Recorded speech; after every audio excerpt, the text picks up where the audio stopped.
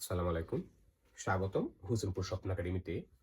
আজকে আমরা আলোচনা করব আইসিটি পঞ্চম অধ্যায়ের চট্টগ্রাম বোর্ড 2024 সালের প্রশ্নটা যে আসছে ওটা আমরা সমাধান করার চেষ্টা করব।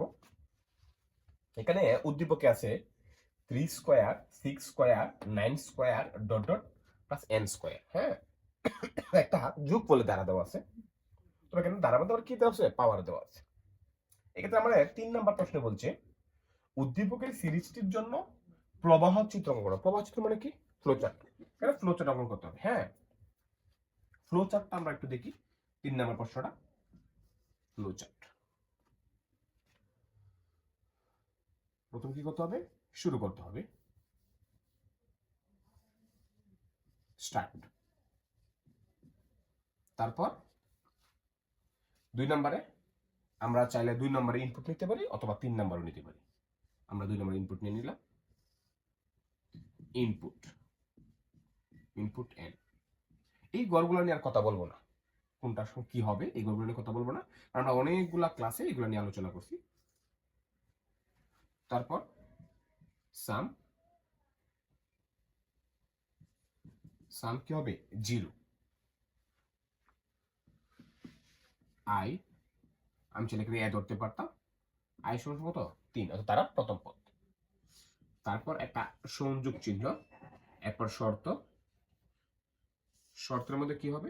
আমরা জানি আই আর এন কি হয়? তুলনা করা হয় ইফ যদি I less than or equal N, small N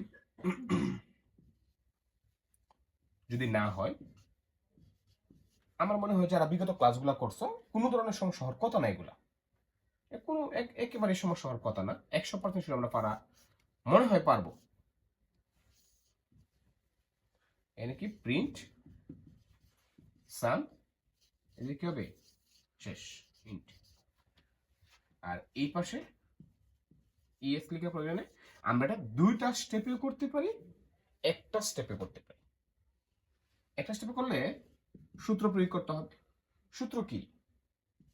এখানে I into I. I into I can? কারণ এখানে আই স্কোয়ার আছে জন্য কি আই ইন্টু আই। তারপর তার ইনক্রিমেন্ট কত করে বৃদ্ধি পাচ্ছে? দ্বারাটাই 3 করে। কারণ এখানে 6 থেকে 3 বাদ দিলে এই যে আমি যে সময় দ্বারার ব্যবধান নির্ণয় করব এই সময় পাওয়ার নিয়ে কথা বলা যাবে না। পাওয়ারের কাজ আমি সূত্র করে নিছি। এখন এখানে কি হতে হবে? 6 3 গেলে কত থাকে? 3। 9 3 গেলে কত থাকে? 3। অর্থাৎ ব্যবধান, দ্বারা ব্যবধান কত? 3। এই ক্ষেত্রে i equal to i plus 3। এরপর এটা আবার এখানে আবার বলতেছি একেবারে সহজ বিষয়, কঠিন ভাবার কিছু নাই। আমি স্টার্ট শুরু করলাম। 2 নম্বর আমি ইনপুট নিলাম n। 3 নম্বর আমি সাম ইকুয়াল টু 0 ধরলাম। কেন? কারণ যোগফলের ক্ষেত্রে সাম কি হয়? 0। তারপর i ইকুয়াল টু দ্বারা প্রথম পদ, এরপর সংযোগ চিহ্ন শর্ত। শর্ত প্রশ্ন পর শর্ত মধ্যে এখানে কি যদি নো হয় তাহলে সেই কি হবে? প্রিন্ট। শেষ। আর ইয়েস হলে আমি সূত্র প্রয়োগ করব এবং ইনক্রিমেন্ট ডিক্রিমেন্ট পেয়ে আসবে। তারপর এটা আবার এই সংযোগ চিহ্নে চলে যাবে। এভাবে চলতে থাকবে তারা। আশা করি সকলে বুঝতে পারছো। তাও বুঝতে কোনো সমস্যা নেই, কমেন্ট বক্স অবশ্যই জানাবে। আমরা 4 নম্বর প্রশ্নটা নিয়ে আলোচনা করব। ঘ নম্বর প্রশ্ন কি বলছে? উদ্দীপকের ধারাটির ফলাফল প্রদর্শনের জন্য সি ভাষায় প্রোগ্রাম লেখো। ফলাফল প্রদর্শন এখানে প্রোগ্রামটা বলছে, কিন্তু আমাকে বলে নাই কোন লুপে করতে হবে। এই ক্ষেত্রে আমি কোন লুপ করবো? ফর লুপ আমরা সবাই জানি, আর আমরা গত ক্লাসে এরকম করছি। Include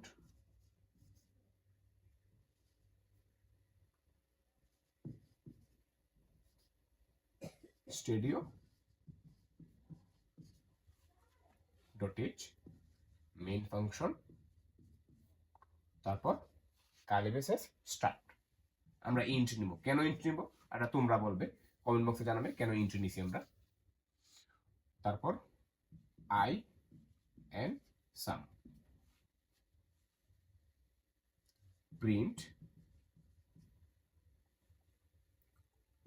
F enter your input.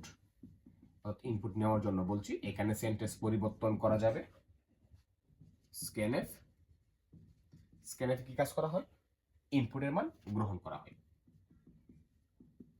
আমি আজকে প্রশ্নটা এই জন্যই কম বুঝতেছি যে আমরা গত যে 24 সালের প্রশ্নগুলো সমাধান করছি এটার মতো অনেক প্রশ্নগুলো আছে, ঠিক আছে। ঢাকা বোর্ড 24 সম্ভবত একটা প্রশ্ন এরকম আছে, আমরা ওইটা প্রায় এটার মতো। হ্যাঁ, এই জন্য আমি একটু কম বুঝাইতেছি। আমরা সকলে আশা করি ওই ক্লাসগুলো থেকে থাকলে অবশ্যই এটা বোঝার কথা।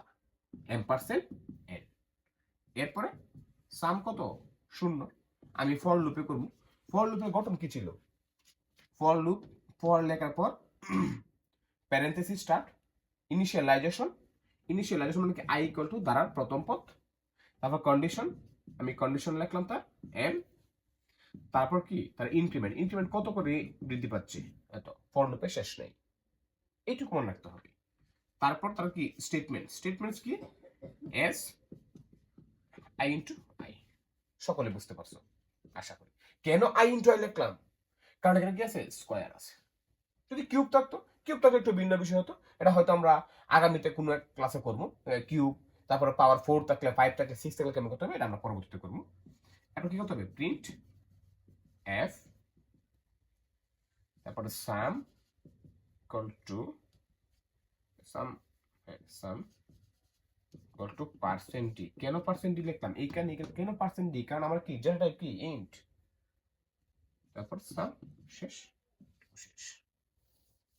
আবার বলতেছি, এইটুকু প্রায় প্রত্যেকটা সি প্রোগ্রামে আমরা ব্যবহার করতেছি। প্রিন্টএফ এটাও সবসময় থাকে। আমি স্ক্যানএফ পার্সেন্ট ডি দিছি কারণ এখানে ডেটা টাইপ কি আছে, ইন্ট, এই জন্য পার্সেন্ট ডি।